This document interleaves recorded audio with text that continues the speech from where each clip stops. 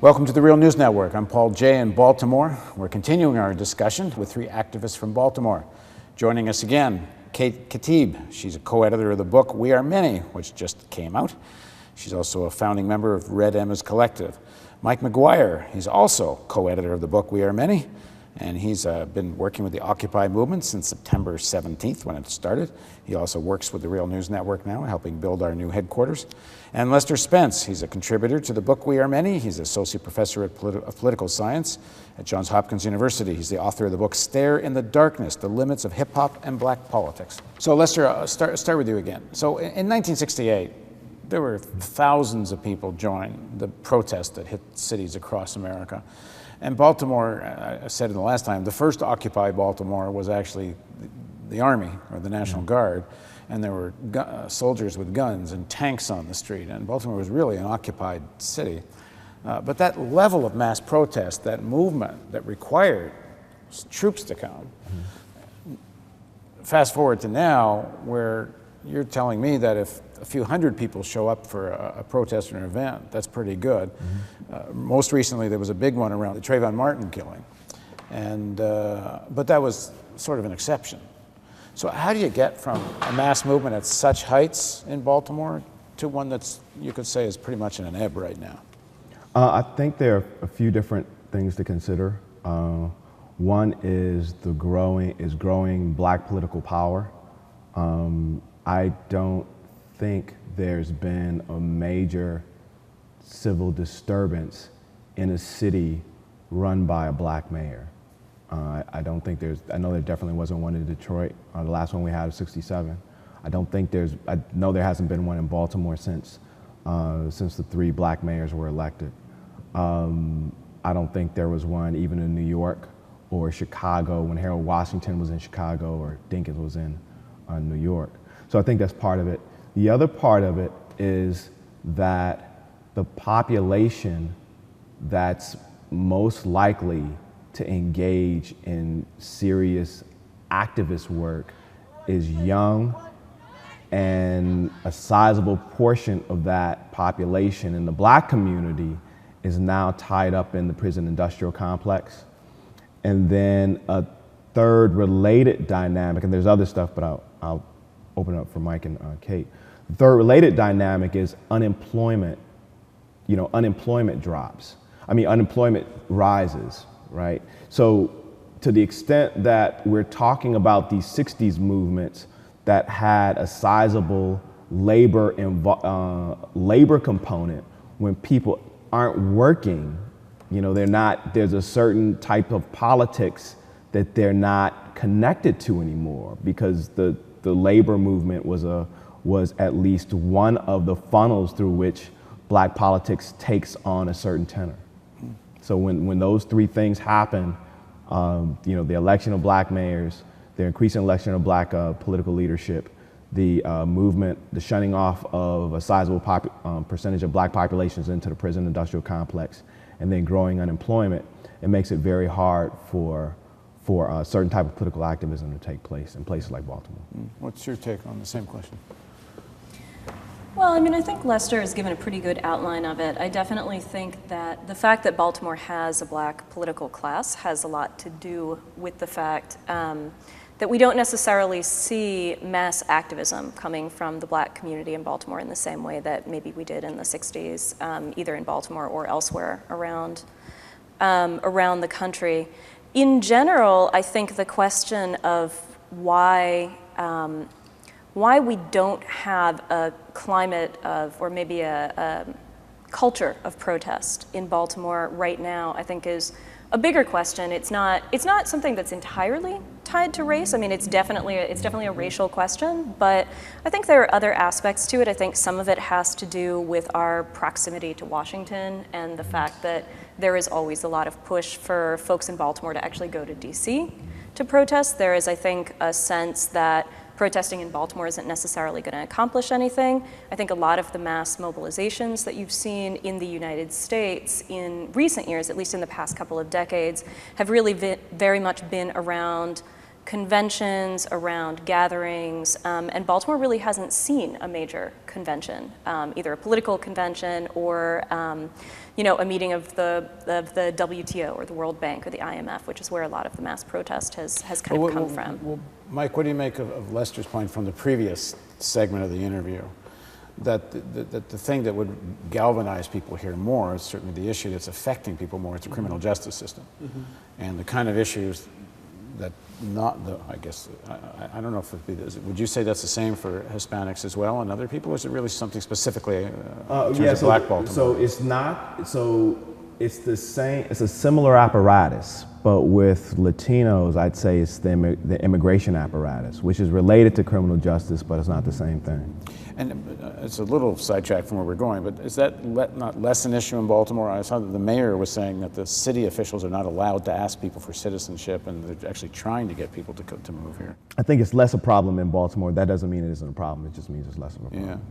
Yeah, but in terms of this, I guess the 68 protest was really a product of the black political movement. So that's one set of dynamics why that isn't at a rise. So maybe we should return to that in a second, but what do you make of Lester's point that white activists here aren't as tuned in to the problems facing, in fact, the majority of the city, because the majority of the city is black? Well, that begs another question, which is, should it be the white community that's organizing the black community around prison industrial issues?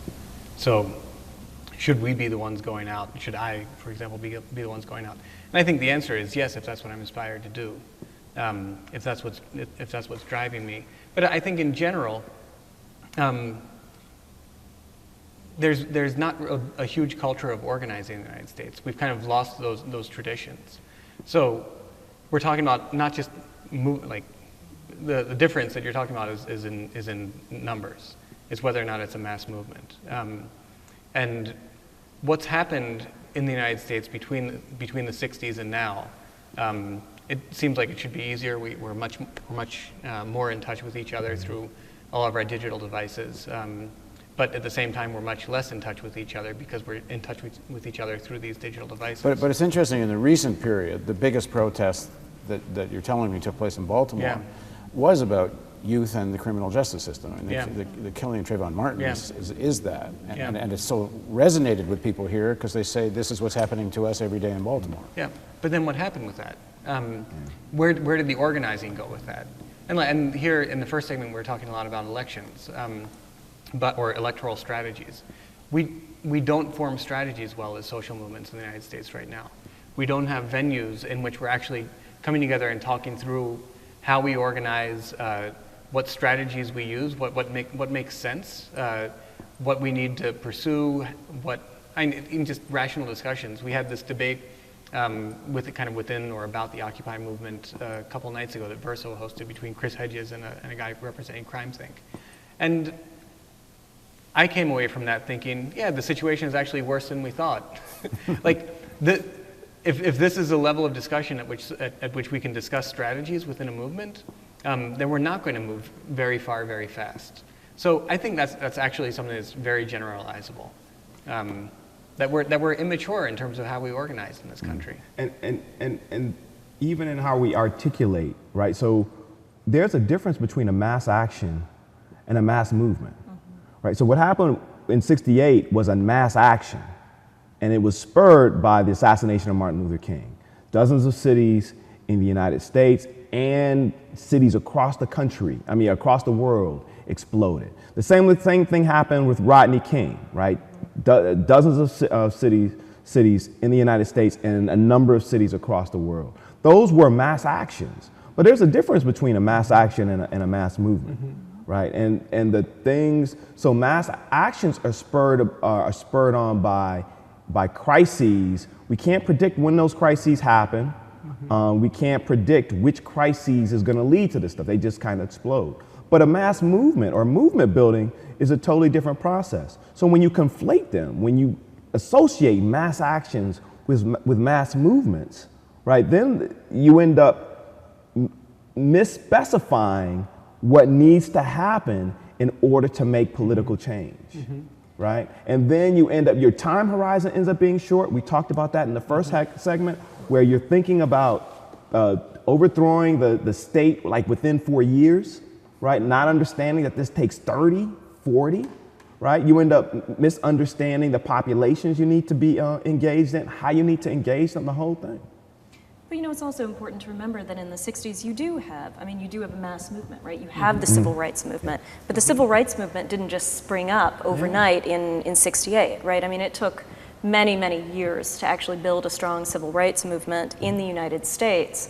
And, you know, I think to look at Occupy and say, well, why hasn't Occupy managed to catalyze this same kind of thing? Why isn't Occupy looking like a mass movement? I think we've got to, you know, as Lester says, I think we have to kind of widen our temporal gaze. We have to be looking even further into the future and saying, this is only the very beginning of a mass movement. Yeah, but what I'm getting at is if you're talking Baltimore and you're organizing in Baltimore, what Lester said earlier is if you want to get a movement that's going to be a mass movement, you better deal with the issues that are facing the majority of the people. And he's saying right now that's the criminal justice system and related issues. And that's certainly my experience when I've been asking either young people who are activists or even, you know, we've been holding it. We had a couple of these front porch meetings where we just went to East Baltimore and sat on the front porch and asked people, we said, we're journalists, tell us what you want us to do. And it was two issues. It was number one, it was criminal justice, not just injustice to young people going to jail. It was also how do we have safer streets so I can go to the corner store and not worry about getting robbed. I mean, it's both sides of that coin. And then the second one was a great one. It says, who the hell owns all these boarded up houses and why aren't they being rented out to low income families? So those were the issues. And I think if you look at where Occupy went after, so in Baltimore, after the Occupy movement was evicted from McKeldin Square, which was the sort of the beginning of the occupation, was the physical occupation of McKeldin Square in downtown Baltimore. And once that eviction happened, it freed up a lot of energy and a lot of time and a lot of excitement and ideas for organizing, right? So there were all of these people organizing under the auspices of Occupy Baltimore.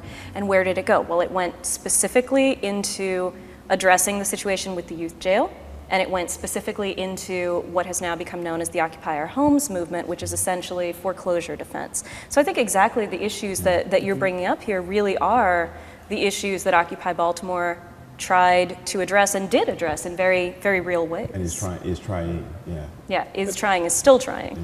Another thing, if we look right now at what's going on in Baltimore, and there's a bunch of stuff, and one of the really good things about the occupation movement is that we were all addressing universal themes, but addressing them locally. We were all in our home community. So here in Baltimore, Occupy Baltimore quickly turned to look at development, and we weren't the only ones. Like, there are a lot of people looking at development, how development is practiced in the city, who's getting the money, what they're doing with the money, how we're using public resources for a public good.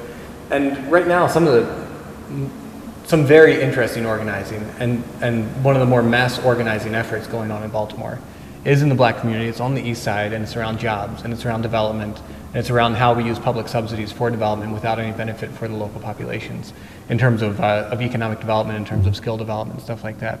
And it was shocking, like, you know, at the same time that Occupy Baltimore was happening, and I was seeing kind of record numbers in the community that I'm used to organizing in, seeing those folks on the street. At the same time, I'm reading in a newspaper, and I was completely unaware of this organizing going on. I'm reading in a newspaper that there were 300 people on the east side that marched onto a job site that was being led by EBDI, East Baltimore Development Incorporated, the group that's overseeing the largest urban redevelopment project in the country. They're marching on one of their job sites and saying, where are our jobs? This is our community, these are our jobs. And they got their heads beaten in. You know, the trials were just resolved the other day, and it was kind of pathetic, the whole thing. But like, at the same time that we were talking about this from Occupy Baltimore, Churches and Communities United in LiUNA were organizing hundreds of folks that they're turning out overnight. Like, this is probably more important than talking about the Trayvon Martin rally, you know, which was an instantaneous thing. It was you know, 1,000 or a couple thousand people. But the folks that are organized around the EBDI stuff, they're turning out hundreds of people every time. And how did that start? LiUNA hosted a forum in a church, and they said, we're trying to organize around jobs here. We're trying to get jobs for folks in this community. So come out and talk to us about your job situation.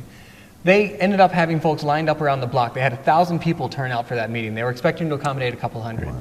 They had 1,000 people turn out for that meeting. Richie Armstrong, who's the main organizer of Churches and Communities United now, he went to that meeting looking for a job. He ended up becoming an organizer of Churches and Communities United. And they're turning out literally, like, they call for a demonstration, they're turning out hundreds of folks, and they're organizing in the black community. And the first rally I went to, I was like, I know no one here. And they thought that I was probably a hostile entity going to EBDI as a developer. Yeah. They were like, are you with us or are you against us? And I was like, give me a sign. All right, well, thank you all for joining us, and we'll pick this up in a few weeks, and it will be an ongoing discussion, and maybe we'll add some more people to it. Thanks for joining us on the Real News Network from Baltimore.